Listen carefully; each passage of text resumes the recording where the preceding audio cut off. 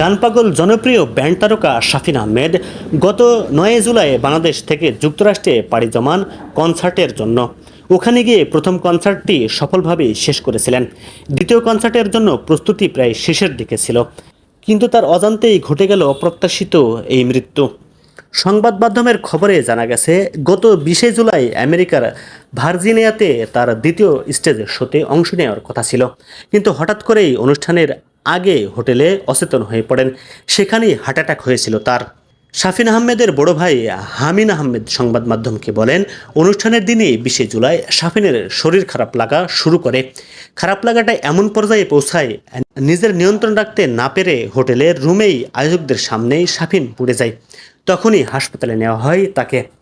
প্রথমে হাসপাতালে নেওয়ার পর প্রাথমিক চিকিৎসা দিলে কিছুটা ভালো অনুভব করেন শাফিন, কিন্তু রাত 3:30টার দিকে আবার হার্ট অ্যাটাক হয়। 5 থেকে 7 মিনিট একেবারে অচেতন ছিলেন। এরপর সিপিআর করে তার জ্ঞান ফিরিয়ে আনার চেষ্টা করা হয়। সিপিআর শেষে তাকে লাইফ সাপোর্টে নেওয়া হয়, কিন্তু তিনি আর দর্শকদের সামনে ফিরে এলেন না আলো হয়ে। জানা গেছে, টানা 15 বছর ধরে হার্টের সমস্যা ভুগছিলেন ব্যান্ড তারকা শাফিন আহমেদ। 15 বছর আগে প্রথমবার ভারতে হার্ট অ্যাটাক করেন শাফিন আহমেদ। ভারতের ওই হার্ট অ্যাটাকও মেজর ছিল।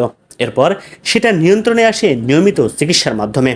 এরপর কক্সবাজার এবং ঢাকার কেরানীগঞ্জেও 2বার হার্ট অ্যাটাক হয় শাফিনের। শাফিন আহমেদের জন্ম 1961 সালের 14 ফেব্রুয়ারি। তিনি মাইলসের বেস গিটারিস্ট এবং প্রধান গায়ক। তিনি মাইলস ব্যান্ডের বাইরেও সোলো ক্যারিয়ারে সুনাম অর্জন করেছেন।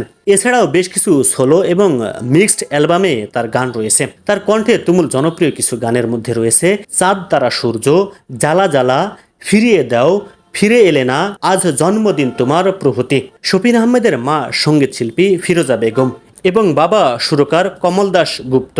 এই পরিবারে জন্ম নেওয়ার কারণে ছোটবেলা থেকে শাফিন আহমেদ গানের ভেতরেই বড় হন। বাবার কাছে মাঝে মাঝে উচ্চাঙ্গ সঙ্গীত শিখেছেন, আর মার কাছে শিখেছেন নজরুল গীতি। সঙ্গীতের পাশাপাশি শেষ দিকে এসে সক্রিয় রাজনীতিতে যুক্ত হন এ গায়ক।